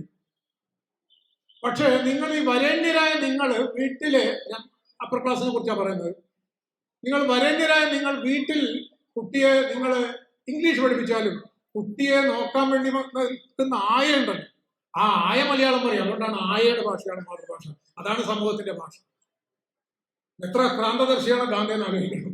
മലയാളിയെ മുൻകൂട്ടി അദ്ദേഹം കണ്ടിട്ടുണ്ട്. ഒരു ഏകദേശം 900 കൊല്ലം മുമ്പേ അദ്ദേഹം കണ്ടു മലയാളി ഇങ്ങനെയായിരിക്കും എന്നുള്ളത്. അതുകൊണ്ട് സമൂഹത്തിന്റെ ഭാഷയാണ് മാതൃഭാഷ. രക്തബന്ധത്തിലൂടെ വരുന്ന നല്ല മാതൃഭാഷ അത് സമൂഹത്തിൽ നിന്ന് വരുന്നത്. അതുകൊണ്ട് എല്ലാ ജനിതകവാദങ്ങളും ഭാഷാ രാഷ്ട്രീയത്തിൽ നിന്ന് പുറത്താണ്. ഇത് ഞാൻ പറയാൻ കാരണം, ഇങ്ങനെ പറയുന്ന ആളുകളുണ്ട്. വീണ്ടും മറാഠിയിലെ വാദികൾ അതാണ്. തമിഴിൽ ഒരു വിഭാഗം അങ്ങനെ തന്നെ ധരിക്കുന്നുണ്ട്. ഏതായാലും കേരളത്തിലെ ഭാഷാ സംഘടന അങ്ങനെ ധരിക്കുന്നില്ല. അതുകൊണ്ട് എന്താ ഗുണം? അതുകൊണ്ട് ഗുണം ഇവിടെ വന്നു ചേരുന്ന ബംഗാളി ഉൾപ്പെടെയുള്ള ആളുകൾക്ക് അവരുടെ മക്കൾ നമ്മൾ സോക്കോൾഡ് നമ്മുടെ കുട്ടികളോടൊപ്പം ചേരുമ്പോൾ അവരുടെ ഭാഷ മാതൃഭാഷയാവും സ്വാഭാവികം. ബംഗാളിക്കൊപ്പം അവർ മലയാളവും പഠിക്കും, ചിലപ്പോൾ മലയാളം അവരുടെ മാതൃഭാഷയാവും. ഹിമാദ്രി മാജി എന്ന് പറയുന്ന ഒരു കുട്ടിയാണ് മലയാള ഐക്യവേദിയുടെ 7ാം സംസ്ഥാന സമ്മേളനം ഉദ്ഘാടനം ചെയ്തത്. ആ കുട്ടി ആസാമീസ് കുട്ടിയാണ്. അതിന്റെ കാരണം വള്ളത്തോൾ കവിതയെക്കുറിച്ച് കേരള സംസ്ഥാന തലത്തിൽ നടത്തിയ മത്സരത്തിൽ 1ാം സ്ഥാനം അവർക്കാണ് കിട്ടിയത്. അവരാണ് ശരിയായ മലയാളി. ക്രിസ്തു പറഞ്ഞതുപോലെ ആരാണ് ശരിയായ മലയാളി എന്നുള്ള ചോദ്യം ഉണ്ടല്ലോ. ഇപ്പൊ എന്റെ നാട്ടിലെ ഓണപ്പൊട്ടൻ, ഇങ്ങനെയാണ് കേട്ടത്, ഓണപ്പൊട്ടന്റെ വേഷം കെട്ടിയ കുറച്ച് കൊല്ലങ്ങളായിട്ട് ഓണപ്പൊട്ടന്റെ വേഷം കെട്ടിക്കൊണ്ടിരിക്കുന്ന ബംഗാളിയാണ്. എല്ലാവർക്കും എല്ലാ വേഷവും ഇപ്പൊ അവരാണല്ലോ കെട്ടുന്നത്. ഈ ഓണപ്പൊട്ടൻ എന്ന് പറഞ്ഞാൽ മഹാബലിയാണ്. ഈ മഹാബലി എന്ന് പറഞ്ഞാൽ പാതാളത്തിലുള്ളതാ. പാതാളത്തിൽ ഈ തോണ്ടുകയും കുഴിക്കുകയും ചെയ്യുന്ന പണിയാണ്. ഈ പണി മുഴുവൻ എടുക്കുന്ന ബംഗാളിയാണ്. അതുകൊണ്ട് തീർച്ചയായിട്ടും ബംഗാളി തന്നെ വേണം മഹാബലിയാവാൻ. അപ്പൊ അതുകൊണ്ട് എന്താ പറഞ്ഞെന്ന് വെച്ചാൽ, അതുകൊണ്ട് ആരാണ് നാളത്തെ മലയാളി എന്ന് ചോദിച്ചാൽ, നമ്മൾ ഈ വരേണ്ടിയതായ മലയാളി, സോക്കോൾഡ് മലയാളികൾ മലയാളം ഒഴിവാക്കുകയും ബംഗാളികൾ പൊതുവിദ്യാലയത്തിൽ വന്ന് മലയാള മാധ്യമത്തിൽ പഠിക്കുകയും ചെയ്യുമ്പോൾ നാളെ അവരായിരിക്കും ബംഗാളി, അവരായിരിക്കും മലയാളി, നമ്മൾ ബംഗാളിയാവും. നമ്മളിപ്പോ ബംഗാളിയല്ല, നമ്മളിപ്പോ ബംഗാളി പോലല്ല, ബംഗാളിയാണെങ്കിൽ ഇന്ത്യൻ ഭാഷ എന്ന് പറയാം. നമ്മൾ രണ്ടിലും പെടാത്ത ആളുകളാണ്. അധ്യാപകർ പറയുന്നത് ഇംഗ്ലീഷ് മാധ്യമത്തിൽ പഠിച്ച കുട്ടികൾക്ക് അതുമില്ല ഇതുമില്ല എന്ന അവസ്ഥയാണ്. നേരത്തെ ടീച്ചർ പറഞ്ഞ ഉദാഹരണം ഞാനത് ഇനി കാണുന്നിടത്തൊക്കെ പറയാൻ പോകുന്ന ഉദാഹരണം. എന്താ കാര്യം എന്ന് വെച്ചാല്, ഇപ്പൊ നമ്മള് എന്റെ മകനും കൂടെ പറഞ്ഞൊരു കാര്യം, എന്റെ മക്കൾ രണ്ടുപേരും പഠിച്ച ഇന്റർനാഷണൽ സ്കൂളിൽ ഒരു വിഷമമുള്ളൊരു കാര്യമല്ലേ. ആ സ്കൂളിന്റെ പേര് കോട്ടപ്പുറം മാപ്പിള എൽ സ്കൂൾ. എന്താ കാര്യം എന്ന് വെച്ചാൽ, ലോകത്തിൽ അവർക്ക് കിട്ടാൻ കഴിയുന്ന ഏറ്റവും മികച്ച വിദ്യാലയം. കാരണം ആ നാടിനെ അറിയുന്ന ആളുകളാ പഠിപ്പിക്കുന്നത്. ഈ നാടിന് ഇത്രയും അറിയുന്ന ആളുകൾ ലോകത്തിൽ ആരുമില്ല, അവരേ ഉള്ളൂ. അതുകൊണ്ടാണ് ഇന്റർനാഷണൽ എന്ന് പറഞ്ഞത്. ആഴത്തിൽ വേരോടിയ വൃക്ഷങ്ങളെ ആകാശം മുട്ട വളരുകയുള്ളൂ. അതുകൊണ്ട് അവർ ആകാശം മുട്ട വളർന്നിട്ടുണ്ട്. അവരുടെ എല്ലാവരും അങ്ങനെ തന്നെ. ഞാൻ പറഞ്ഞത്, ഈ പറയുന്ന കുട്ടികള്, അതായത് മലയാളം പറയാൻ ധൈര്യമില്ലാത്ത കുട്ടികൾ, അവർക്ക് കേരള സമൂഹത്തിൽ നാളെ ജീവിക്കാൻ പറ്റും. അതിഥിയോട് സംസാരിക്കാൻ ധൈര്യമില്ലാത്ത കുട്ടികൾക്ക് കേരളത്തിൽ ഒരു ഉദ്യോഗസ്ഥനാവാൻ ധൈര്യമുണ്ടാവും. എന്തുകൊണ്ട് നമ്മുടെ കുട്ടികൾ വിദേശത്തേക്ക് പോകുമെന്ന് ചോദിച്ചാൽ പല കാരണങ്ങളുണ്ട്. പക്ഷെ ഞാൻ ഭാഷാപരമായ ഒരു കാരണം പറയാം. നിങ്ങൾ ആദ്യം തന്നെ ആ കുട്ടിയോട് പറയുന്നത് എന്താ, നിങ്ങളുടെ നാടിതല്ല അല്ലേ. ചെറിയ പഴയ കാലത്ത് പെൺകുട്ടിയോട് പറയല്ലോ, നീ ഇവിടെ വളരേണ്ടതല്ല, നീ കെട്ടിയോന്റെ വീട്ടിൽ വളരണ്ടെന്ന് പറയുമ്പോൾ കുട്ടി 10 വയസ്സിൽ അങ്ങനെ പറഞ്ഞു കഴിഞ്ഞാൽ പിന്നെ ആ കുട്ടിക്ക് ആ വീടിനോട് യാതൊരു മമതയുണ്ടാവില്ല. കാരണം അവിടെയാണല്ലോ വളരേണ്ടത്. എന്നതുപോലെ ചെറിയ കുട്ടിയോട് നിങ്ങൾ പറയുന്നു ഇംഗ്ലീഷാണ് നിന്റെ മാതൃഭാഷ, നീ ജീവിക്കേണ്ടത് ലണ്ടനിലാണ് യൂറോപ്പിലാണെന്ന് പറഞ്ഞാൽ പിന്നെ വളർന്നു കഴിഞ്ഞാൽ അവൻ ഈ മിണ്ടൻ ഭാഷയുമില്ല. അവനോട് എന്ത് ചെയ്യണം? അവൻ സ്വദേശം കാണുന്നതിനായി ഞാൻ തനിയെ പോവുകയാണ്. മനസ്സിലായോ? കാരണം നിങ്ങൾ ആദ്യം പറഞ്ഞു അതാണ് സ്വദേശം. പിന്നെ അവനെന്താ ചെയ്യേണ്ടത്? ഞാൻ പറഞ്ഞത് എന്റെ ഊഹം മാത്രം. എന്റെ മകൻ എന്നോട് പറഞ്ഞ കാര്യം, അവൻ LLB കോഴ്സ് ചെയ്യുമ്പോൾ അവിടെ മിക്കവാറും ആളുകൾ ഇംഗ്ലീഷ് മീഡിയത്തിൽ പഠിച്ച കുട്ടികളാണ്. അവർക്ക് ധൈര്യമില്ല. കേരളത്തിലൊരു കോടതിയിൽ ജോലി ചെയ്യാൻ ധൈര്യമില്ല കുട്ടികൾക്ക്. കാരണം നമുക്കറിയാലോ, സാധാരണ മനുഷ്യരോട് സംസാരിക്കണം, അവരെഴുതുന്ന കാര്യങ്ങൾ വായിക്കണം. ഇതല്ലേ അവസ്ഥ. അതുകൊണ്ട് സർക്കാർ പോളിസി നമ്മൾ പറയുമ്പോൾ എന്തുകൊണ്ട് ഇരുട്ടി തപ്പിയിട്ട് കാര്യമില്ല. എന്തുകൊണ്ട് വിദേശത്തേക്ക് പോകുന്നു ചോദിച്ചാൽ അതിനൊരു ഭാഷാപരമ പണത്തിന്റെ കാര്യമുണ്ടൊക്കെ ഉണ്ട്. പക്ഷെ പണത്തിനേക്കാളൊക്കെ പ്രധാനപ്പെട്ട ഒരു കാര്യമാണ് അഭിമാനം എന്ന് പറയുന്ന ഒരു കാര്യം. മറ്റൊരുത്തന്റെ മുന്നിൽ ഭാഷ ഉറപ്പിച്ച് പറയാൻ കഴിയുന്നതാണ് ആദ്യത്തെ അഭിമാനം എന്ന് പറയുന്നത്. ആ അഭിമാനം ഇല്ലാത്തൊരു ജനതയെ ആണ് നമ്മുടെ വിദ്യാലയങ്ങൾ പുറത്തുവിടുന്നത്. ഇതിനാണ് നമ്മൾ പൊതുവിദ്യാഭ്യാസം എന്ന് പറയുന്നത്. എന്റെ അഭിപ്രായത്തിൽ ഇംഗ്ലീഷ് മാധ്യമ ക്ലാസ്സുകളെ വിദ്യാലയങ്ങളെ പൊതു എന്ന് വിളിക്കാൻ പാടില്ല. കാരണം പൊതു എന്ന് പറയുന്ന ഒരു ഇക്കണോമിക് കാറ്റഗറി അല്ല. സർക്കാർ ഫണ്ട് ചെയ്യുന്നു എന്നതുകൊണ്ട് പൊതുവാകുന്നില്ല. പൊതുവാകണമെങ്കിൽ പൊതുസമൂഹത്തിന്റെ പൊതുജനത്തിന്റെ ഭാഷയിൽ വേണം ആ കുട്ടി പഠിക്കാൻ. പൊതുസമൂഹത്തിന്റെ നേതാവാകാൻ കഴിയണം. പൊതുസമൂഹത്തോട് സംസാരിക്കാൻ കഴിയണം. നാളെ പൊതുസമൂഹത്തെ ശക്തിപ്പെടുത്തുന്ന ഒരാളായിരിക്കണം അവർക്ക് പുറത്തേക്ക് വരേണ്ടത്. അതുകൊണ്ട് അത് ഇനി മുതൽ എനിക്ക് തോന്നുന്നു ഇംഗ്ലീഷ് മാധ്യമ ക്ലാസ്സുകളെ പൊതുവിദ്യാലയങ്ങൾ നമ്മൾ ആ പേര് ഒഴിവാക്കുന്നതാണ്. ത്രിശങ്കു എന്നൊക്കെ പേരിടുന്ന, ത്രിശങ്കു ക്ലാസ്സുകൾ, ത്രിശങ്കു വിദ്യാലയങ്ങൾ എന്നോ പേരിടുന്നത് നല്ലതാണ്. കാരണം പൊതു എന്ന് പറഞ്ഞാൽ എന്താ ഈ പൊതു എന്ന് പറയുന്നത്? പൊതു നമ്മൾ ഉണ്ടാക്കിയെടുത്തൊരു സാധനം. പൊതു എന്ന് പറഞ്ഞ ഒരു ഭാഷാ സമൂഹമായിരുന്നു ആദ്യത്തെ പൊതു. 1921 ഈ ഒറ്റപ്പാലത്ത് കോൺഗ്രസ് സമ്മേളനത്തിൽ വെച്ചിട്ട് ആദ്യത്തെ പൊതു മലയാളി ഉണ്ടാവുന്നത് നമുക്കറിയാൻ ഞാൻ വിചാരിക്കുന്നത് ശരിയാണെന്നാണ് ഇനി പറയുന്നത്. എന്തെന്നാൽ അതിനു മുമ്പ് തിരുവിതാംകൂറും കൊച്ചിയും മലബാറുമായി നിൽക്കുന്ന കാലത്ത് അങ്ങനെ ഒരു പൊതു മലയാളിയില്ല. ഒറ്റപ്പാലത്തെ കോൺഗ്രസ് സമ്മേളനത്തിലാണ് കൊച്ചി, മലബാർ, തിരുവിതാംകൂർ എന്നുള്ള വ്യത്യാസമില്ലാതെ, ഹിന്ദു മുസ്ലിം ക്രിസ്ത്യാനി എന്നുള്ള വ്യത്യാസമില്ലാതെ, ആണ് പെണ്ണ് എന്നുള്ള വ്യത്യാസമില്ലാതെ ആളുകൾ ആദ്യമായി സംഘടിക്കുന്നത്. അവിടെയാണ് പൊതു ജനിച്ചത്. ആ പൊതുവിൽ നിന്നാണ് കേരളം ഉണ്ടായത്. അതുകൊണ്ടാണ് നമ്മൾ പറയുന്നത് കേരളമല്ല മലയാളത്തിൽ ഉണ്ടാക്കിയത്, മലയാളം കേരളത്തിൽ ഉണ്ടാക്കിയതാണ്. മലയാളത്തിന്റെ പേരിലാണ് നമ്മൾ സംഘടിച്ചത്. അതുകൊണ്ട് എന്തുണ്ടായി? അതുകൊണ്ട് ഇന്ന് ശ്രദ്ധിക്കേണ്ട ഒരു കാര്യമാണ്. എന്തുണ്ടായി? കേരളം എങ്ങനെ രൂപീകരിക്കണം എന്നുള്ള ചർച്ച വന്നപ്പോ രണ്ട് തർക്കം ഉണ്ടായിരുന്നു. ഒരു തർക്കം പശ്ചിമ തീര സംസ്ഥാനം ആവശ്യമാണെന്ന്, മറ്റൊന്ന് ദക്ഷിണേന്ത്യ മൊത്തം ഒന്നാകുക, മറ്റൊന്ന് മലബാർ മദ്രാസ് സ്റ്റേറ്റിന്റെ ഭാഗത്ത് തിരുവച്ചി ഒന്നിച്ചു നിൽക്കുക. ഇങ്ങനെ പല വാദങ്ങളുണ്ടായിരുന്നു. ഇതിൽ വിജയിച്ച വാദം നമുക്കറിയാം. അത് പക്ഷെ അന്ന് ന്യൂനപക്ഷമായിരുന്നു കേട്ടോ. ആലോചിക്കേണ്ടത് മലയാളിയെ അന്ന് എത്ര ബുദ്ധിജീവിയാണെന്ന് മനസ്സിലാക്കണം. കോൺഗ്രസിൽ പോലും വലിയ പ്രശ്നമായിരുന്നു ആ വാദം. ഭാഷാടിസ്ഥാനത്തിലാണ് സംസ്ഥാനം രൂപീകരിക്കേണ്ടതെന്ന ആശയം വന്നപ്പോൾ എന്താ ഉണ്ടായ വ്യത്യാസം? കൊങ്കണ തീരം മുഴുവൻ, അതായത് പശ്ചിമ തീര സംസ്ഥാനം മുഴുവൻ ഒരു സംസ്ഥാനം ആകണമെന്ന് പറഞ്ഞതിന്റെ അർത്ഥം എന്താ? പരശുരാമൻ മഴുവറിഞ്ഞ വഴിയിൽ വേണം നമ്മുടെ സംസ്ഥാനമാണ്. അമ്മയെ കൊന്നവന്റെ പേരാ പരശുരാമൻ, അല്ലേ? അമ്മയെ കൊന്നവന് ഭ്രാന്ത് പിടിച്ച് ബാക്കി മുഴുവൻ ക്ഷത്രിയരെ കൊന്ന കഥ. ഞാൻ ആ കഥയിലേക്ക് പോകുന്നില്ല. എന്തായാലും ആ പരശുരാമന്റെ പേരിൽ കേരളം ഉണ്ടാക്കിയിരുന്നെങ്കിൽ എന്ത് സംഭവിക്കുമായിരുന്നു?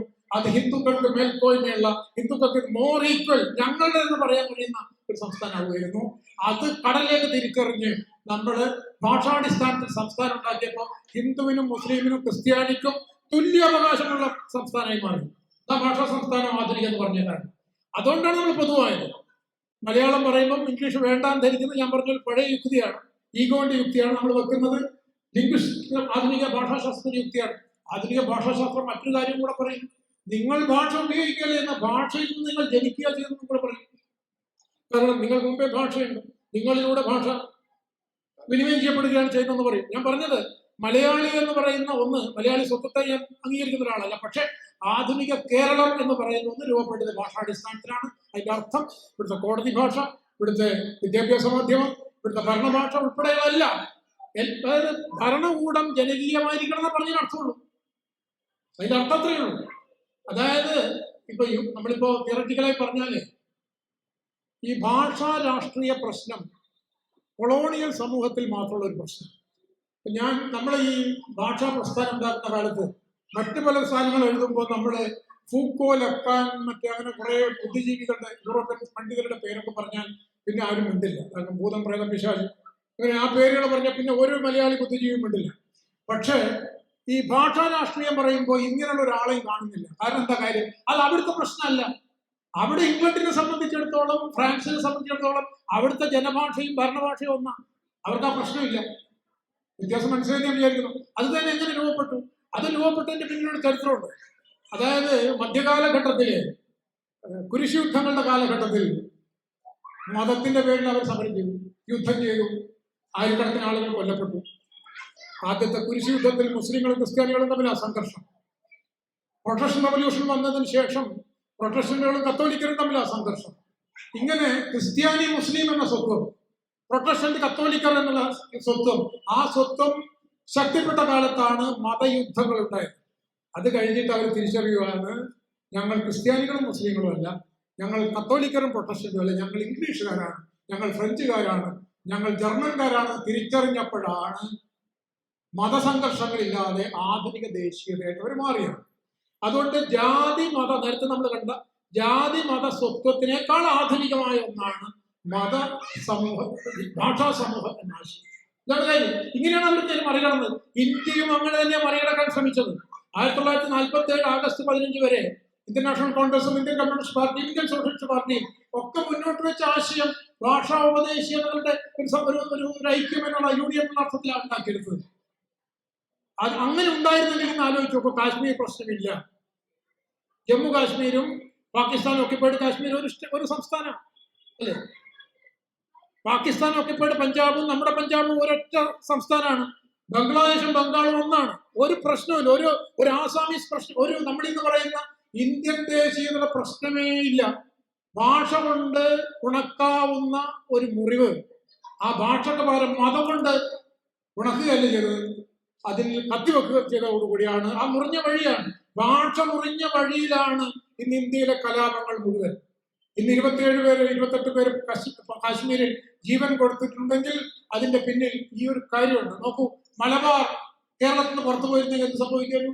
ജാതിയുടെ മതത്തിന്റെ പേര് അതിന്റെ അവിടെ സംഭവിച്ചത്.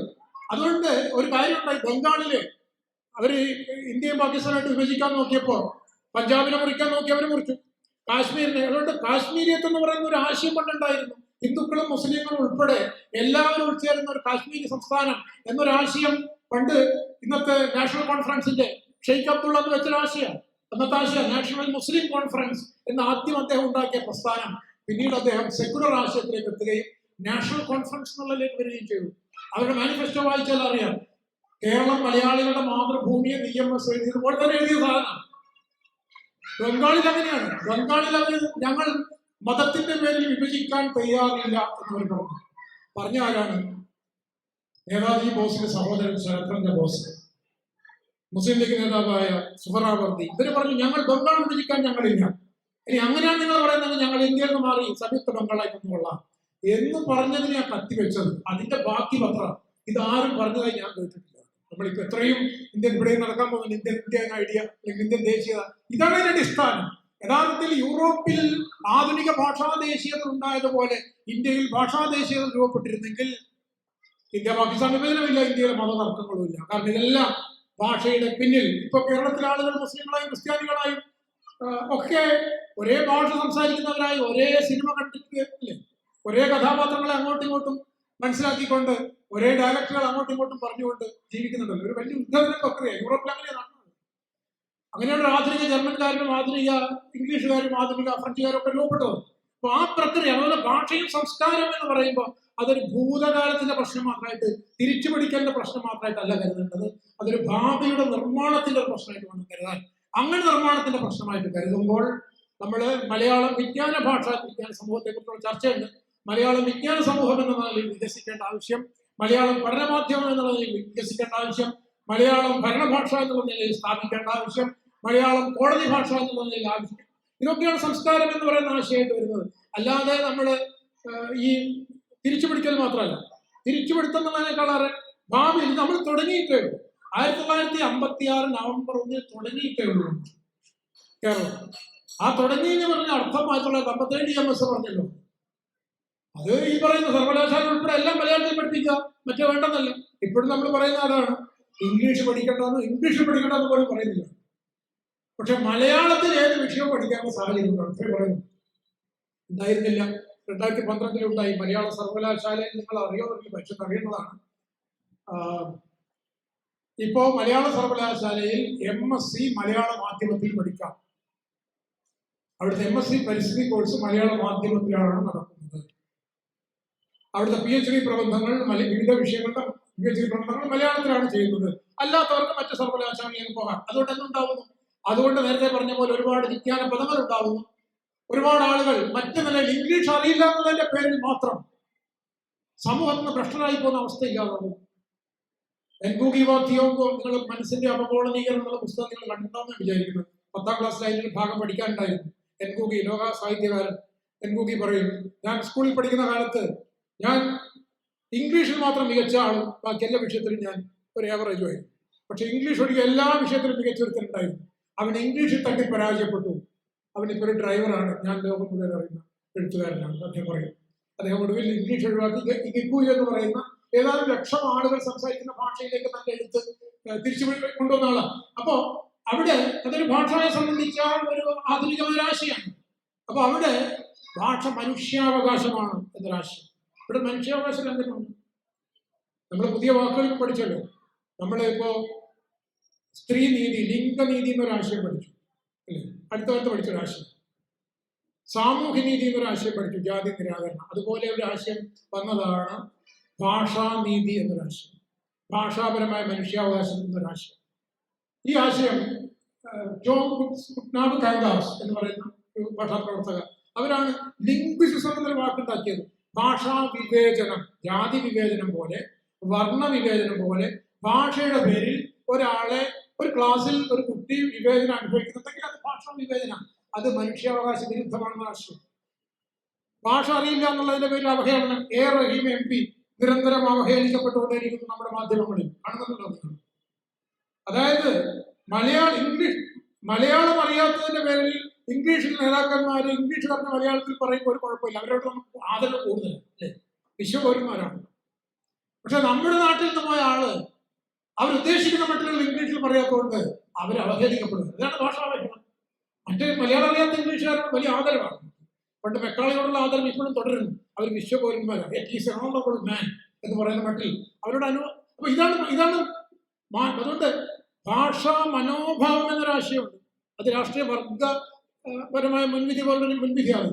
ജനഭാഷയിലാണ് പാർലമെന്റിൽ സംസാരിക്കുന്നത്. പണ്ട് ഇമ്പിച്ചി ബാവ, ഇന്ത്യൻ പാർലമെന്റിൽ ഇമ്പിച്ചി ബാവ ചൈനയിൽ പോകുന്ന ഒരു സംഘത്തിലെ പ്രതിനിധിയായിരുന്നു. അദ്ദേഹത്തിന് അവസാനത്തെ ലിസ്റ്റിൽ അദ്ദേഹത്തിന്റെ പേരില്ല. എന്താ കാര്യം? അദ്ദേഹത്തിന് ഇംഗ്ലീഷ് അറിയില്ല. കാരണം ചൈനയിൽ ഇംഗ്ലീഷ് കൊണ്ട് പോയിട്ട് വേറൊരു കാര്യമില്ല എന്നുള്ള മറ്റൊരു കാര്യം. എന്നിട്ട് അദ്ദേഹത്തെ ആ ലിസ്റ്റിൽ നിന്ന് പുറത്താക്കിയപ്പോൾ ചെറുകാട് ഒരു കവിത എഴുതി, ഒന്നുണ്ട് കേൾക്കണം രാധാകൃഷ്ണ, വൈസ് പ്രസിഡന്റ് രാജ്യസഭാ ചെയർമാനാണ്. എന്നിട്ട് പാർലമെന്റിനെ കുറച്ച് മലയാളം പഠിക്കുന്നു. ഇപ്പൊ ആദ്യം ഇന്ത്യൻ പാർലമെന്റിൽ ആദ്യമായിട്ട് ഒരു ഇന്ത്യൻ ഭാഷയിൽ സംസാരിച്ചാണ് സഹായിപ്പിച്ചു പറയുന്നത്. കാരണം അദ്ദേഹത്തെ പോലുള്ള ആളുകളെ ഇന്ത്യ ഉണ്ടാക്കിയത്. ആ ശബ്ദമാണ് ഇന്ത്യൻ പാർലമെന്റ് എന്ന് പറയുന്നത്. അല്ലാതെ അവിടുന്ന് ഇംഗ്ലീഷ് ഉണ്ടാക്കിയ സാധനമല്ല.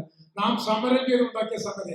ജനഭാഷയിൽ ജനങ്ങളോട് സംസാരിച്ച് തെരുവ് തണ്ടി പട്ടിണി കിടന്ന് ഒളിവിൽ താമസിച്ചിട്ട് ഇന്ത്യയിലെ ജനസമൂഹം ഉണ്ടാക്കിയ ആധുനിക ഇന്ത്യ എന്ന് പറയുന്നതിൽ ആ ജനതയുടെ ഭാഷ പ്രയോഗിക്കാൻ കഴിയുന്നില്ലെങ്കിൽ പിന്നെ എന്തൊരു പാർലമെന്റാണ്.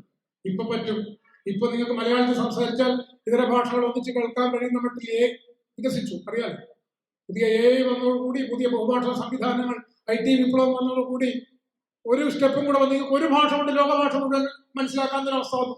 നേരത്തെ പറഞ്ഞതിനേക്കാൾ അത് വേണോ വേണ്ടി നിങ്ങൾ ആലോചിക്കാം. പക്ഷെ ഒറ്റ ഭാഷ, മലയാളം പോലത്തെ ഭാഷയിൽ കൂടെ തന്നെ വേണമെങ്കിൽ അന്യഭാഷ, ചൈനക്കാരനായിട്ട് സംസാരിക്കാൻ നിങ്ങൾക്ക് മലയാളം മതി. അയാൾ ചൈനയിൽ പറയും, നിങ്ങൾക്ക് മലയാളത്തിൽ കിട്ടും. നിങ്ങൾ മലയാളത്തിൽ പറയും, ചൈനയിൽ കിട്ടും എന്ന മട്ടിൽ ഇപ്പോൾ ആയിട്ടുണ്ട്. അപ്പോൾ അത്തരത്തിൽ ഈ പുതിയ ഇന്റർനെറ്റിന്റെ ലോകം തുറന്നു വന്ന, അതുകൊണ്ട് പഴയ മട്ടിലല്ല, വരാൻ പോകുന്ന സമൂഹമാണ് ബഹുഭാഷാ സമൂഹം. അവർ പരസ്പരം വിനിമയം ചെയ്യും. രണ്ട് ഭാഷകൾ അറിയില്ലെങ്കിലും ചിലപ്പോൾ ഒരു ഇന്ത്യക്കാരനും ചൈനക്കാരും തമ്മിൽ കല്യാണം കഴിച്ച് പൊതുഭാഷ അറിയാതെയും ജീവിക്കാം. ചെറിയൊരു സാധനം ചെവിയിലുണ്ടായി മതി, ചെവി അടച്ചു കളയുന്നു. ഞാൻ പറഞ്ഞത് അതാണ് വരാൻ പോകുന്ന ലോകം. അപ്പൊ അതുകൊണ്ട് അത്തരത്തിലൊരു പുതിയ കാലത്താണ് ഇപ്പോഴും ഇംഗ്ലീഷ് കോഴ്മയുടെ പഴയ ഭൂതകാലം പേര് നടക്കുന്ന ബ്യൂറോക്രാറ്റുകൾ തിരുവനന്തപുരത്തിൽ നമ്മളെ വെട്ടിക്കൊണ്ടിരിക്കുന്നു. അവർ പഴയ ബ്രിട്ടീഷ് രാജാക്കന്മാരുടെ പ്രജയാണ്. തിരുവിതാംകൂറിലെ അന്നത്തെ ദേശീയ ഗാനം ചക്രവർത്തി ഗീതമായിരുന്നു. മലബാറിലെ ദേശീയ ഗാനം ജോർജ് രണ്ടാമൻ രാജാവിന്റെ അവദാനമായിരുന്നു. ആ രാജ്യം മാറിയ, അവരുടെ ആ അവദാനം മാറിയിട്ടുണ്ടെങ്കിൽ തീർച്ചയായിട്ടും ആ ഭാഷയുടെ അവദാനവും മാറുന്നു. അത് മലയാളത്തിന്റെ അല്ലെങ്കിൽ ഇന്ത്യയിൽ കേരളത്തിലെ എല്ലാ ഭാഷകളും, ആദിവാസി ഭാഷകളും ഉൾപ്പെടെ എല്ലാ ഭാഷകളും. നേരത്തെ PSC സമരം പറഞ്ഞല്ലോ, ശ്രദ്ധിക്കേണ്ടതാണ്. PSC സമരത്തിൽ നമ്മൾ വെച്ച മുദ്രാവാക്യം എന്താ? PSC KS ഉൾപ്പെടെയുള്ള PSC പരീക്ഷകൾ മലയാളത്തിലും കേരളത്തിലെ ന്യൂനപക്ഷ ഭാഷകളിലും നടത്തുകയാണ്. അതൊരു വലിയ ജനാധിപത്യ മുദ്രാവാക്യമാണ്. കാരണം കന്നഡയും തമിഴ് ഉൾപ്പെടെയുള്ള ന്യൂനപക്ഷ ഭാഷകളിലും പഠിപ്പിക്കണം എന്നുള്ള ജനാധിപത്യ മുദ്രാവാക്യം നമ്മൾ വെച്ചത്. അതുകൊണ്ട് കേരളം മലയാളികളുടെ മാതൃഭൂമി എന്ന് മാത്രമല്ല നമ്മൾ പറഞ്ഞത്, കേരളത്തിലെ ഏതെല്ലാം ഭാഷക്കാരുണ്ട് അവരുടെ എല്ലാം മാതൃഭൂമിയാണ് എന്ന ജനാധിപത്യ ആശയം. അപ്പൊ അതുകൊണ്ട് ഭാഷയും സംസ്കാരവും എന്ന ഒരാശയം നമ്മൾ മുന്നോട്ട് വെക്കുമ്പോൾ ഈ നിലയിൽ സംസ്കാരത്തെ ബഹുത്വപൂർണ്ണമായി വൈവിധ്യപൂർണ്ണമായിട്ട് മനസ്സിലാക്കാനും, അതോടൊപ്പം ഒരു കാര്യം കൂടെ പറയേണ്ടതുണ്ട്.